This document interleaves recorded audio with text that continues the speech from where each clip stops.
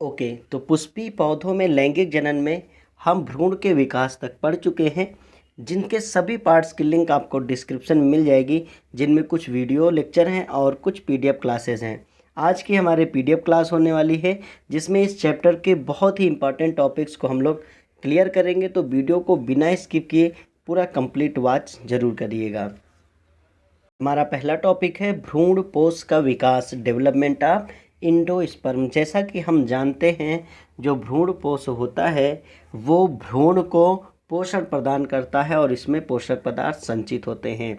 जब द्विनिषेचन हो रहा होता है, इस प्रक्रिया को हम लोग पहले के भागों में पढ़ चुके हैं कि जब द्विनिषेचन हो रहा होता है तो उसमें जो आपका द्वितीयक न्यूक्लियस होता है और एक नर युग्मक के संयुग्मन से, मतलब एक नर केंद्रक के संयुग्मन से जो 3n नंबर की कोशिका बनती है, वही आगे चलकर भ्रूण पोष का विकास करती है। तो आगे बात करते हैं हम।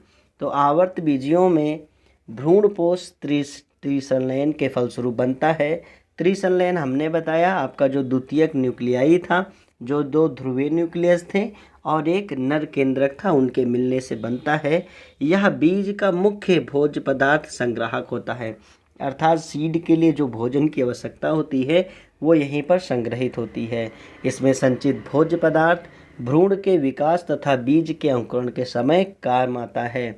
मतलब जो ये भोजन होगा वो भ्रूण जो अंदर विकास कर रहा है बीज के रूप में, और जब बीज अंकुरित होगा उसके समय कार्य काम में आएगा। अगर हम बात करें भ्रूण पोष के प्रकार के, तो आवर्त बीजी पौधों में विकास के आधार पर भ्रूण पोष 3 प्रकार के होते हैं। कितने प्रकार के होते हैं? 3 प्रकार के होते हैं। सबसे पहला है आपका केंद्रीय भ्रूण पोष, जिनको हम लोग कहते हैं न्यूक्लियर इंडोस्पर्म। इस प्रकार के भ्रूण पोष के विकास में भ्रूण पोष केंद्रक बार बार विभाजन द्वारा स्वतंत्र रूप से बहुत से केंद्रक बनाता है, जो बाद में परिध यानी चारों ओर विन्यासित हो जाते हैं और बाद में केंद्रक अनेक कोशिकाओं में रूपांतरित हो जाते हैं। अर्थात हम फिगर के माध्यम से इसको ऐसे समझ सकते हैं कि सबसे पहले ये जो केंद्रक है उसका विभाजन होगा और एक से अनेकों केंद्रकों का निर्माण होगा, और फिर ये केंद्रक धीरे धीरे धीरे धीरे करके कई सारी कोशिकाओं का निर्माण कर लेंगे और बीच में एक रिक्तिका का भी निर्माण हो जाता है। तो ये होता है हमारा भ्रूण, ये है हमारा भ्रूण, और ये है हमारा भ्रूण कोश, और ये है रिक्तिका। आई थिंक ये आपको समझ आ जाएगा। ये बहुत इजी फिगर है। इन 5 चित्र को आप बना लेंगे, इतना लिखने के पश्चात इतना आप लिख लेंगे, इसके बाद ये फिगर ज़रूर ड्रा कर लेंगे। नेक्स्ट हेडिंग, और इसका एग्जाम्पल हमने क्या बता लिया है? कैप्सेला का। नेक्स्ट हेडिंग हम देखते हैं। नेक्स्ट हेडिंग हमारा है कोशिकीय भ्रूण पोष, अर्थात सेलुलर इंडोस्पर्म। इस प्रकार के भ्रूण पोष निर्माण में भ्रूण पोष केंद्रक के प्रत्येक विभाजन के पश्चात कोशिका भित्ति का निर्माण हो जाता है। अर्थात जैसे ही केंद्रक डिवीजन करेगा उसके चारों ओर कोशिका भित्ति बन जाएगी, जबकि ऐसा इसमें नहीं हो रहा था। अर्थात केंद्रक डिवीजन के पश्चात इसमें कोशिका भित्ति का निर्माण नहीं हो पा रहा था, और इसका फिगर हम लोग देख लेंगे। तो कोशिका भित्ति का निर्माण हो जाता है, जिसके फलस्वरूप हमारा बहुकोश के भ्रूणकोश बन जाता है, और ये फिगर आप यहाँ पे ड्रा कर लेंगे, और इसका एग्जाम्पल है ये धतूरा का। नेक्स्ट और लास्ट आपका तीसरा है माध्यमिक भ्रूणपोष, जिसे हम लोग हेलुबियल इंडोस्पर्म कहते हैं। इसमें भ्रूणपोष केंद्रक के प्रथम विभाजन के पश्चात कोशिका भित्ति का निर्माण होता है, यानी सबसे पहले जब विभाजन करेगा तो कोशिका भित्ति बनेगी और बाद में नहीं बनेगी, परंतु इसके बाद फिर से इनमें केंद्रक विभाजन होता है, वह कोशिका भित्ति का निर्माण नहीं होता है। बाई फिगर समझ लेते हैं। 1 से 2, 2 से 4, 4 से ऐसे तमाम सारे होते होते और धीरे धीरे ये भ्रूण पोष का निर्माण हो जा रहा है। नेक्स्ट हेडिंग जो हमारी होगी वो है बीज का निर्माण, फार्मेशन ऑफ सीड, यानी बीज कैसे बनता है। ये बहुत इंपॉर्टेंट प्रोसेस है और इसको भी आप ज़रूर लर्न कर लें। साथ साथ में नोट्स में आप ज़रूर लिखते रहें। अगर वीडियो को अभी तक आप वॉच कर रहे हैं और लाइक नहीं किया है तो प्लीज़ वीडियो को लाइक आप ज़रूर किया करें। द्विनिषेचन की क्रिया के फलस्वरूप बीजांड में कई परिवर्तन होते हैं और बीजांड बीज में परिवर्तित हो जाता है। ये क्रिया आपको बहुत पहले ही हमने बाय वीडियो लेक्चर भी समझाया है कि जब द्विनिषेचन होता है तो जो पुष्प है उसमें बहुत सारा परिवर्तन होता है। अगले पार्ट में हम इसको और क्लियर कर देंगे, तो डाउट आपका कुछ भी नहीं होना चाहिए। यहाँ हम कह रहे थे कि द्विनिषेचन की क्रिया के फलस्वरूप बीजांड में कई परिवर्तन होते हैं और बीजांड फल मतलब बीज में रूपांतरित हो जाता है, और जो अंडाशय होता है वो क्या बना लेता है, फल बना लेता है, जिसे हम अभी फल के निर्माण में पढ़ेंगे। तो बीजांड में जो बीजांड के दोनों आवरण होते हैं वो क्या बना लेते हैं, बीज आवरण बना लेते हैं। बीजांड के दोनों आवरण बीज आवरण बना लेते हैं, जिसमें से बाह्य आवरण से बीज चोल बनता है, वह अंतः आवरण से क्या बन जाता है, अंतः कवच बन जाता है, बीज का कवच बन जाता है। और अगला पॉइंट आपका है बीजांड बीजांड व्रंत से जिस स्थान पर जुड़ता है वह एक चिन्ह के रूप में बीजावरण पर उपस्थित होता है। जब भी कोई आप सीड उठाएंगे तो आपको दिखेगा कि कहाँ से ये बीजांड से जुड़ा हुआ था।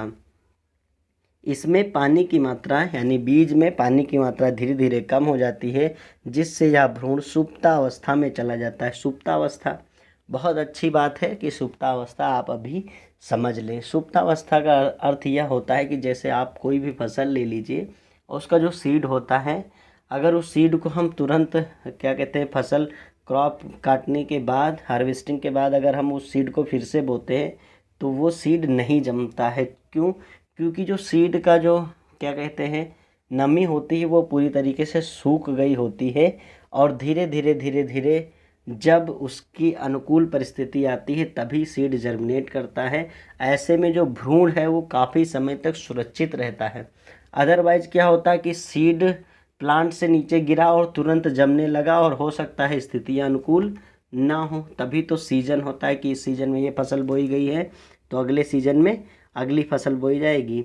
तो हम क्या बात कर रहे थे कि इस प्रकार बीजावरण से जो घिरी हुई प्रसुप्त रचना होती है उसे हम बीज कहते हैं। प्रसुप्त रचना का यानी ऐसी संरचना या ऐसा भाग या ऐसा भ्रूण जो समय समय पर अनुकूल परिस्थितियों में ही जर्मिनेट हो, क्या कहलाएगा, बीज कहलाएगा। अब हेडिंग है हमारी भ्रूणपोष की उपस्थिति के आधार पर बीज दो प्रकार के होते हैं। देखिए ध्यान से, दो प्रकार कौन कौन हो जाएंगे, एक अभ्रूणपोषी एक भ्रूणपोषी। अभ्रूणपोषी में भ्रूणपोष पहले ही खत्म हो चुका होगा बीज बनते समय ही। जब भ्रूण जो है, मेरी बात समझिएगा, भ्रूण और बीज में अंतर मैं आपको बाकायदा एक वीडियो में समझाऊंगा कि भ्रूण क्या है और बीज क्या है, तब आप बहुत अच्छे से उसको समझ पाएंगे कि जब भ्रूण होता है तो भ्रूणपोष होना ज़रूरी है, लेकिन जो भ्रूण होता है वो धीरे धीरे भ्रूणपोष का सभी पदार्थ खा लेता है और भ्रूणपोष की संरचना खत्म हो जाती है। यहाँ समझते हैं हम लोग। तो पहला हमारा है अभ्रूणपोषी बीज जो है, इन बीजों में भ्रूणपोष अनुपस्थित होता है। इनमें भोजन का संग्रहण जो हो जाता है वो किन में हो जाता है, बीज पत्रों में हो जाता है। इस कारण ये बीज पत्र मोटे हो जाते हैं और इन बीज पत्रों का ही हम लोग सेवन करते हैं। जैसे चना, मटर, दालें या सेम, इनका जो बीज पत्र होता है, देखना चना में जो दालें होती मोटी मोटी, वो उनके बीज पत्र मोटे इसलिए हो गए क्योंकि जो भ्रूणपोष का भोजन था वो बीज ने अपने पत्रों में इकट्ठा कर लिया और ऊपर का एक पतली सी केवल लेयर थी वो भी हट गई है। नेक्स्ट आपका है भ्रूणपोषी। इन बीजों में भोजन भ्रूणपोष में संग्रहित रहता है तथा बीज पत्र कैसे होते हैं, पतले होते हैं। बीज पत्र इनके पतले होते हैं, जैसे मक्का है, गेहूं है, अरंडी है, ये सब। अगर एक हम बीज देखते हैं तो देख सकते हैं ये अरंडी का बीज है, और इसमें बीज में सबसे बाहरी जो आवरण होता है उसे हम लोग बीज आवरण कहते हैं। और अंदर के इस भाग को देखिए, द्विबीजपत्री है तो एक बीज पत्र इधर है और एक इधर है, इसे बीज पत्र कहते हैं। और इस वाले भाग को हम क्या कहते हैं, भ्रूणपोष कहते हैं। यही भोजन को इसमें ट्रांसफ़र करता है। और यहाँ पर बीज पत्राधार मूल अक्ष होता है जिस पे जुड़े होते हैं। हो सकता है एक फली के अंदर कई बीज पाए जाते हों, जैसे मटर वगैरह में आप देख रहे होंगे कि कई बीज उपस्थित होते हैं। नेक्स्ट हेडिंग हमारी है बीजों का प्रकीर्णन। बीजों का प्रकीर्णन से तात्पर्य होता है दूर दूर तक बीजों का फैलाव। अगर बीज नहीं होता, यार आप ऐसे समझिए कि जैसे आम का कोई प्लांट है और वो साउथ अफ्रीका में है, और मान लेते हैं कि उसके बीजों का फैलाव दूर तक कभी नहीं जा सकता, तो या बीज और फल उसमें नहीं बनते हैं। वो प्लांट सिर्फ एसेक्सुअली रिप्रोड्यूस करता है और उसके बड्स इधर उधर वहीं पर जमते रहते हैं, तो वो दूर दूर तक पौधा फैल ही नहीं सकता है, उसकी जाति आगे तक बढ़ नहीं सकती। लेकिन जब बीज हो गया और सीड का निर्माण हो गया, ध्यान से समझिएगा, सीड का निर्माण हो गया तो ये सीड दूर दूर तक होते हो सकता है कोई साउथ अफ्रीका से आए और भारत वो फल लेकर के आए और यहाँ पर बोए और वो फल जम जाए। तो सीड का दूर दूर तक फैलाव ही क्या कहा जाता है, बीजों का प्रकीर्णन। यह कई प्रकार से हो सकता है। सबसे पहला देखिए आप, वायु द्वारा प्रकीर्णन। वायु द्वारा किसका प्रकीर्णन हो सकता है, जो सूक्ष्म और हल्के बीज होते हैं जैसे सिनकोना है, इन सब का। ऐसे पैराशूट द्वारा आप तो बहुत एग्जाम्पल देखे होंगे इसका, है ना, मदार है। और कांटा एक होता है ना, फसलों में कांटा लगता है, कांटे जैसी फसल होती है, उसका भी उसमें एक सीड लगा होता है, ऊपर पैराशूट बना रहता है और वो पैराशूट की तरह इधर उधर उड़ता रहता है वाइट कलर का। ऐसे संवेदन के रूप में हंस लगता है, ऐसे वेलनी के रूप में पीली कटेली है और चौलाई है, ये भी एक जगह से दूसरी जगह तक प्रकीर्णित होते रहते हैं। जल द्वारा है कुमुदनी और कमल का प्रकीर्णन होता है। विस्फोटक द्वारा अर्थात जो फल है वो बहुत तेज़ से फटेगा, जिससे क्या हो जाएगा, बीज दूर दूर तक फैल जाएगा, जैसे अरंड हो गया, एंट्रेडा हो गया, गुल मेहंदी हो गया।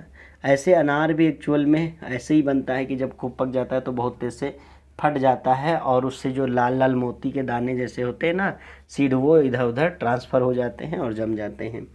जंतुओं के द्वारा में हम लोग भी बहुत सारे बीजों को क्या करते हैं, प्रकीर्णित करते हैं। जैसे आम है या जो भी हम फल खाते हैं उसको एक बाज़ार से दूसरे बाज़ार लेकर गए या अपने घर लेकर आए और उसको खाने के बाद आसपास फेंक दिया और बीज वहाँ पर जम गया, तो एक प्रकार से प्रकीर्णन ही हुआ है।